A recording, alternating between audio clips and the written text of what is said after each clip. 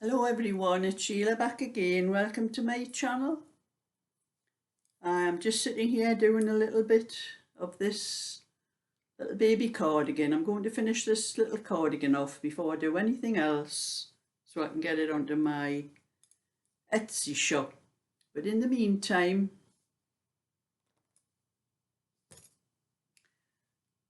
I've actually finished the back of the Celtic cable cardigan. Or jacket, not just a cardigan, it's a jacket. So that's a little bit further on with that. I'm going to be starting with the sides first. But before I start on that, I want to finish this little cardigan because I started this probably about a week ago. It'll only probably take me the rest of today because I already have the back and one of the sleeves done. So I've only got to finish this sleeve, do the fronts and put the neck and the bands on.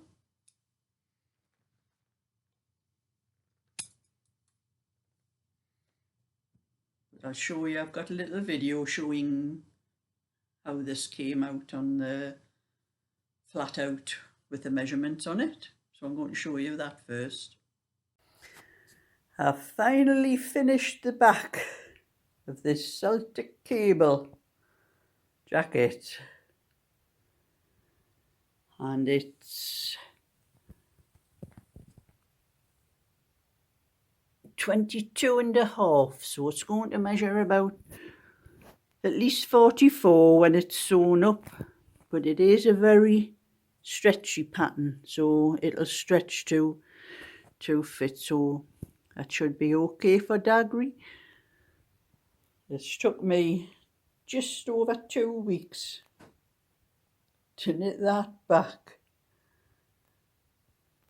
Now I've got to start all over again on one of the fronts.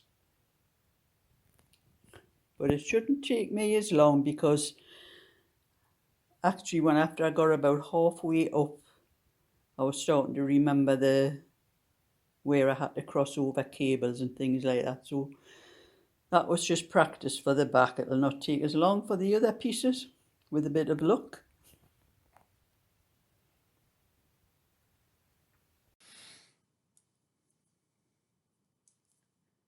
And I have been out for a walk this morning. I had an appointment at my local health centre for my flu jab, so it's only a 15-minute walk over the doctor's surgery from where I live, so I thought I'll just walk over. And my phone, I have those steps things on my phone. I'm going to see how many steps I did just walking over. It's 15 minutes there, walk around the place, I had to walk in, get the jab, and then go out the back door.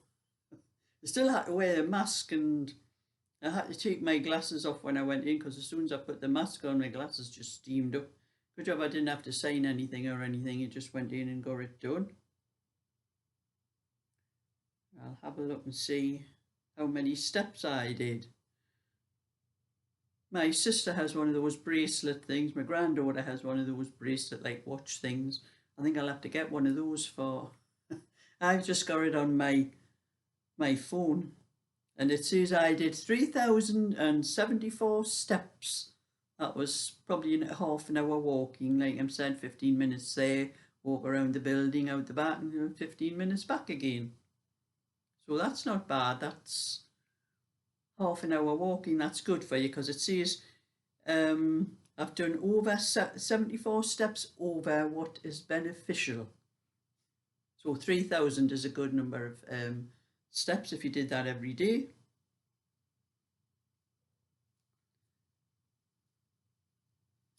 Of course, I was stopped for a little while when I was coming back. I caused a little bit of trouble on that estate. I was looking at all the way over. I've looked at this before when I've been walking over that estate. It's just a new estate. It's where I live.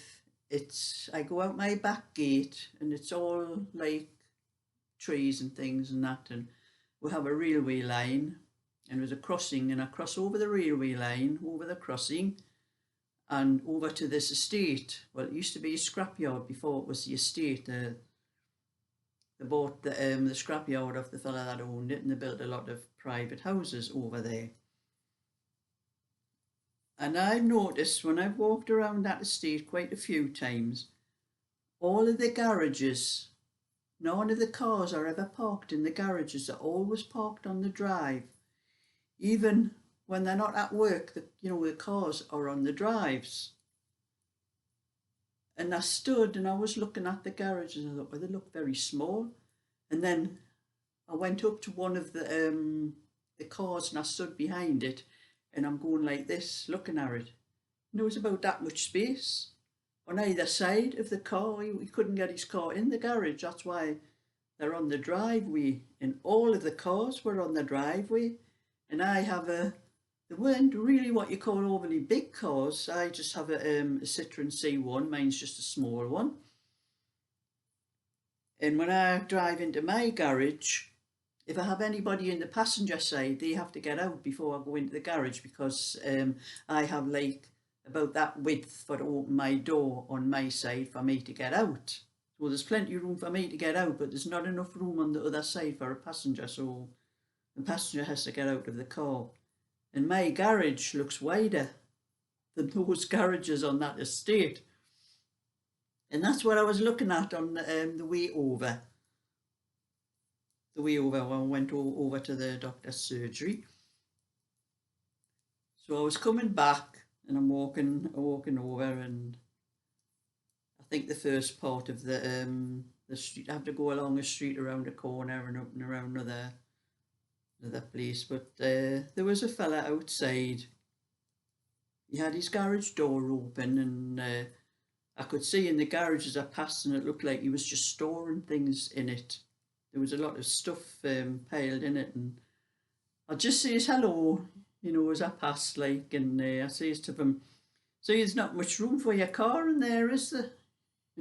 He says, "Not much room for me car, there's not much room for anything else," he says. And of course I started telling him what I've just been telling you. I says, "I've noticed that." I says, "I've walked around this estate," and I says, "All those garages look very small." He says, "There's not one person on this estate can get their car in the garage."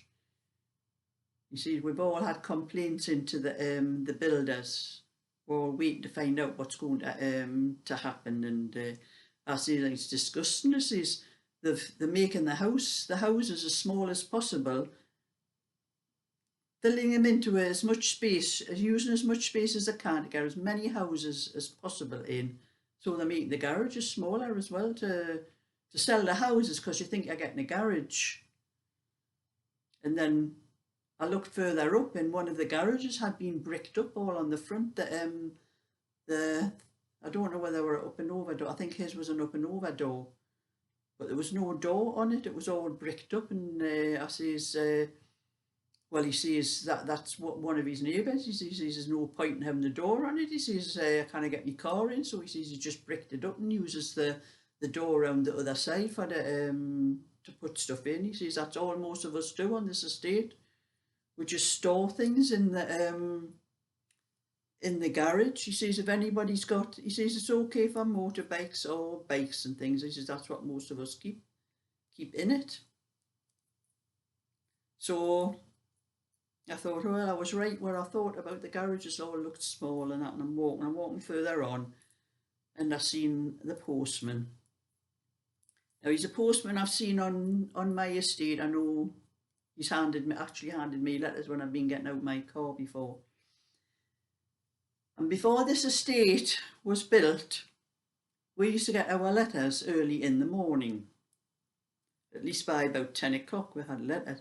We are getting them late in the afternoon now. And I says hello to the postman. Oh, I'm going to pick on him. I says to him, "You know where it is?" I says, "I don't suppose you've been over my estate yet, have you?" And he says, "Where do you live?" I says, "Well, you've handed me the letters before. Do you not recognise me?" "Oh, you're over back. Oh, you're over the council estate, aren't you?" I says, "Hey, what do you mean, the council estate?" I says, just because these are private ones, I says, doesn't say that we are, we aren't as good as the private ones, just because it's a council estate. He says, I wasn't meaning that. So I says, I know you weren't. He says, God, I wouldn't argue with you, he says. But I says to him, well, why do we not get our letters early in the morning anymore? He says, well, this estate comes before yours. Oh, I say, so the private houses got to get their letters before the council houses, do they, like? He says, no, it's just the way it works. Like I said, he says, I wouldn't argue with you. I says, nah, you wouldn't get one anyway, son. Like I says, anyway, I says, you'll be going over our estate shortly. He says, oh, well, I'll be having a break for me lunch first. I says, so we've got to wait, you've had your flaming dinner, I says, before we get our letters. He says, oh, he says, I says, anyway, there used to be a girl delivering on our estate. I says, you're just new, actually. And he says, 1, 2, 3, 4, 5. And you know what it is? I shouldn't talk when I'm doing patterns. I've just knitted across that row, and I should have started the rosewood lace off again. And I've knitted across, so I've got to pull that row out. But anyway, he said, well, I forget what he said the girl's name was, but he says, she delivers on the other part of Backwith. He says, mine is just Backwith Estate, and further on past mine is Backwith Village. You see, she delivers there now. But before that scrapyard, where the scrapyard used to be where that housing estate is now, it's a private housing estate. They used to come straight from Shire Moor, straight over to Backwith where I am. Then we used to have all our letters by at least 10 o'clock in the morning, and any parcels were before lunchtime if there was any parcels and that. And even the parcels don't come till late in the afternoon, late in the day. But he says that's the order of things. He says this estate comes before yours. I says, I know it does. I said, I just like arguing with you. And he said, don't be so cheeky. He's got yourself a way home. So that was my little bit for today. And I'm going to pull this row out now and do it properly.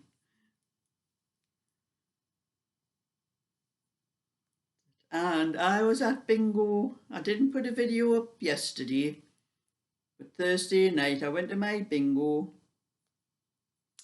No wins again. Plenty near misses. At least I was waiting for one quite a few times, which I hadn't been doing before. There seems there's that many in the place that we hardly seem to have any numbers marked off a card when somebody shouts. But at least I was waiting for one a couple of times on Thursday night.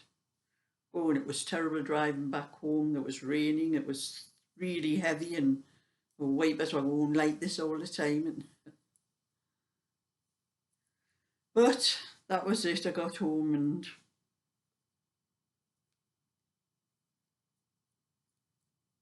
hopefully next week I might win. Maybe it's one of the girls. One of the girls in our group did win. I think she won a house £40 or something like that it was. But only one of us, not. But you never know, it might be my turn next week with a bit of luck. That's that row pulled out now. I can do it properly now, and I've got to work out where to put. I've got to put the I've done the rosebud there. Now I have to do them in between. But I'm also doing the shaping on the sleeves. See, I've cast off the stitches and start to do the shaping. So that one will be finished in no time. And I get back onto the Celtic cable one again. I thought I was never going to get that piece finished. It was a relief when I got to the end of it. So that's my little bit for today. Thumbs up and subscribe. And I'll keep in touch with you again another time. So bye for now.